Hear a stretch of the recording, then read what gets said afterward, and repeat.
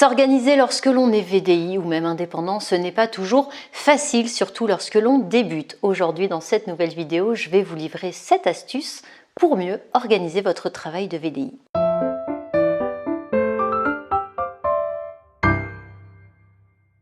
Bonjour et bienvenue dans cette nouvelle vidéo. Pour ceux qui ne me connaissent pas encore, je suis Vanessa Castel, je suis coach facilitatrice et j'ai créé Miel Citron, le concept store nomade qui propose des articles de puériculture et des jouets en vente à domicile.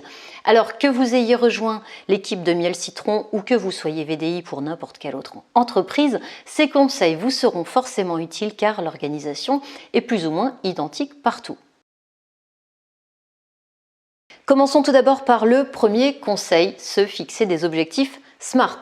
Alors pourquoi se fixer des objectifs et qu'est-ce que cela signifie?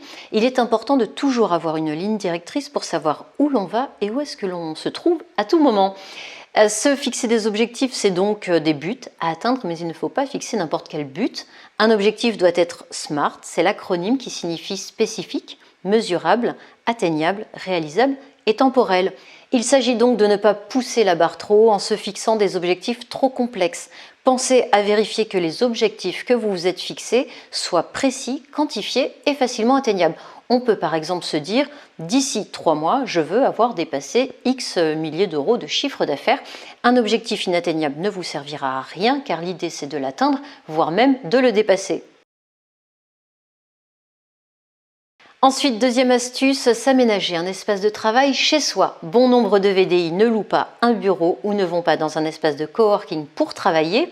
Alors je vous recommande vivement de vous octroyer un petit bureau à la maison, histoire de couper un peu de la vie de famille, ne serait-ce que pour les tâches administratives. Car soyons honnêtes, de nombreuses VDI bossent depuis leur téléphone, donc depuis n'importe quel endroit.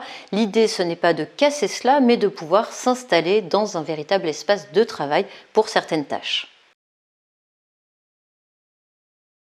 Dans la même optique, mon troisième conseil, c'est de s'aménager des temps de travail ou du moins des plages horaires dédiées à votre activité. Par exemple, vous pouvez vous dire « je travaille chaque matin de 9h à 11h lorsque les enfants sont à l'école » ou alors « je m'impose de travailler 4 heures par jour ». Même si parfois vous ne pouvez pas toujours respecter ce que vous vous êtes fixé, l'idée c'est de s'y tenir au maximum.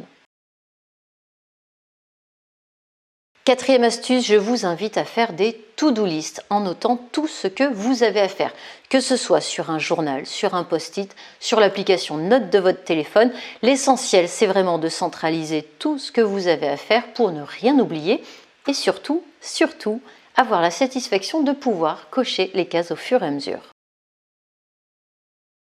Du coup, je rebondis sur ma cinquième astuce qui est de batcher ses actions. Batcher signifie tout simplement regrouper plusieurs tâches similaires pour les traiter en une seule fois et de manière ininterrompue. Cela permet de gagner un temps phénoménal en évitant systématiquement de se reconcentrer sur les actions. Le mieux est d'enchaîner par exemple toute la paperasse, puis ensuite d'enchaîner toute la création des publications de vos réseaux sociaux. Mon septième et dernier conseil est de prendre en considération son corps et son esprit en travaillant sur les périodes où nous sommes le plus motivés dans la journée.